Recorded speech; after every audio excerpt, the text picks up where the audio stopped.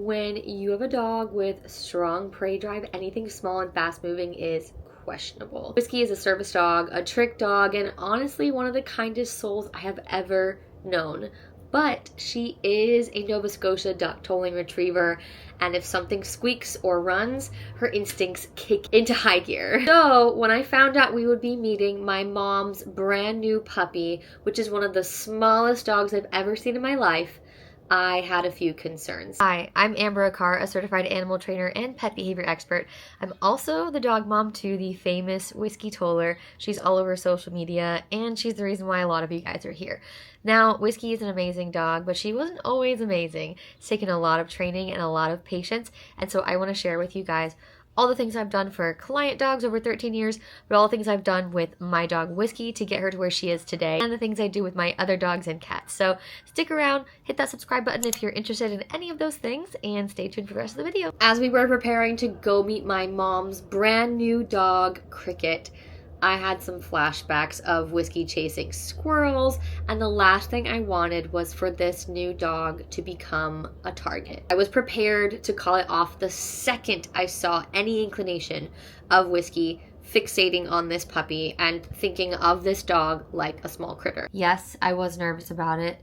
Yes, my dog is really well trained and we have a background in training, but yes, my dog does have the inclination and the instinct to want to hunt small animals. I've seen her around birds, I've seen her around small mammals, and she is not safe around them. She's good with my cats, but we've worked a lot on that, and she was raised with cats. So I wasn't sure what her response is going to be to a small dog. So these are the steps that I took to ensure that the introduction went well and to make sure that she saw this little tiny dog as a dog and was going to treat this dog with just as much respect as she would a bigger dog. Now, as a trainer, I talk a lot about management, thresholds, and instincts. And so it was really important for me to properly manage this situation to keep everyone safe and comfortable, and to create boundaries and thresholds where the dogs could acclimate towards each other. So the first thing that I did was put her on a leash, as I had to make sure that she was under control. I also had very high value treats with me. I like to use freeze-dried treats for my dogs. I use freeze-dried raw dog food, and this dog food works as really high value treats for my training. And so this is what I had on hand with me. Now, we also set up a baby gate or a little puppy gate. We had Whiskey on one side of the gate and the small dog named Cricket on the other side of the gate. And what I did was reward Whiskey for disengaging from the dog. So if she was to look away, I just started off by actually tossing treats on the floor to get her to engage with the food over the excitement of the new dog. She'd be sniffing the floor. She was on a leash. There was a gate between the two of them, and she would be picking up the treats off of the floor. This was the very first step of getting her to realize there was another dog in the room. Now, she obviously knew the dog was there, so once she started acknowledging the dog, I would then mark that with a yes and toss the treat on the floor. This really helped her see the dog as something to just look at and to continue on with her treats. Now, we have done the look at that game, and we have done recall cues off of animals like squirrels and so on, as well as dogs. And so I immediately told her that, oh, we're going to go say hi. This is the cue that we use when we're going to meet another dog. So if it were a critter, I would say like, get it, get it, get it, or a squirrel, and she knows what those things mean. Having this communication early on was really helpful to set her up for success when meeting a new dog. So I told her we're going to go say hi. I would release her with a break, go say hi, through the fence. I had her on a long line. I actually was using a retractable leash for this, and I would let her sniff the puppy through the fence and then immediately call her back and toss the treats on the floor to help her disengage after a few seconds. Within those few seconds, I was able to see what she thought of the dog.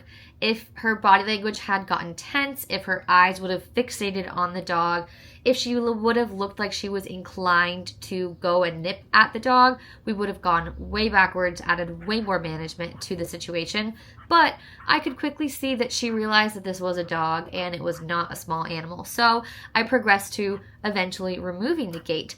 And we did not pick up the small dog. And the reason why is picking up the small dog can actually increase your large dog's inclination to jump up and go to the small dog. And that actually makes the small dog feel like they are trapped. And so it was really important for me to keep the small dog on the floor because it was her space and I wanted her to know that Whiskey was not going to be cornering her, making her feel unsafe. So I continued my game of calling Whiskey away, giving her treats, releasing her to go say hi, but I kept her on a leash. For almost the entire first day that we were at my parents' house with this new dog in Whiskey's vicinity, I kept her on a leash. I graduated from a short leash to a retractable leash, and then eventually a leash that she could drag on the floor. And this was so that as I saw them getting more comfortable with each other, I could always pull Whiskey away, I could step on the leash, I could stop her from chasing the dog if at any point I saw any inclination of her thinking that the dog was something to play with.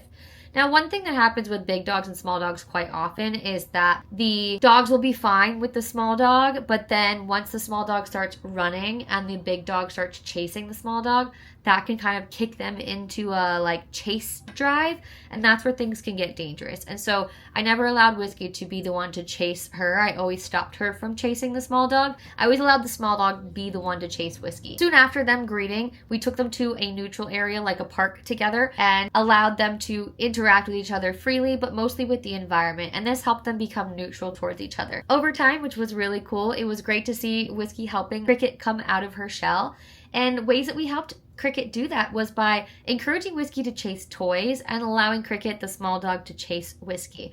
And this allowed her to feel a little bit more powerful, a little bit more confident. And then when Whiskey would come running back, she would dart away. And it was really important for me to have a leash on in those moments so Whiskey was focused on the toy instead of chasing the other dog. Overall, the steps went really well. I made sure to keep management in play. We never allowed them to be unsupervised together.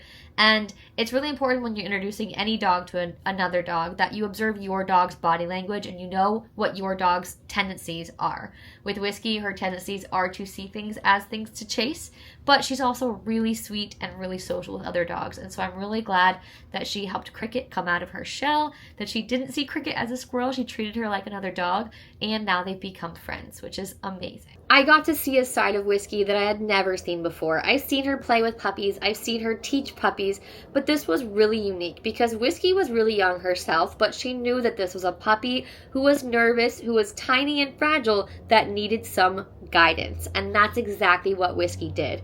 Whiskey started to notice that if she ran away from the little puppy, that the puppy was excited to go and chase her. If Whiskey went to go chase Cricket, Cricket would hide and bark and be unsure. It was really amazing to see how Whiskey managed her behavior to try to get the best out of Cricket as well. I went into this really worried that Whiskey was going to see this dog and think of her as a squirrel. And I left reminded that she's a beautifully complex soul with a heart that always surprises me. She is such a wonderful dog, and because of the training that we have done together, we have learned to communicate with each other, to trust each other, and to trust the training that I have put into her over the many years. As a trainer, I know that training is what helps shape behavior, but this reminded me of the power of connection, the communication that Whiskey and I have together, and the way that I could trust her and she could trust me to guide her through this experience. Honestly, seeing how Whiskey interacted with Cricket, it made me emotional, honestly. So much of training is about control and communication and trust, but this was so much deeper because Whiskey chose to help this puppy come out of her shell and to give her the confidence and guidance that she needed. And that's something that I could have never trained. That's just who Whiskey is.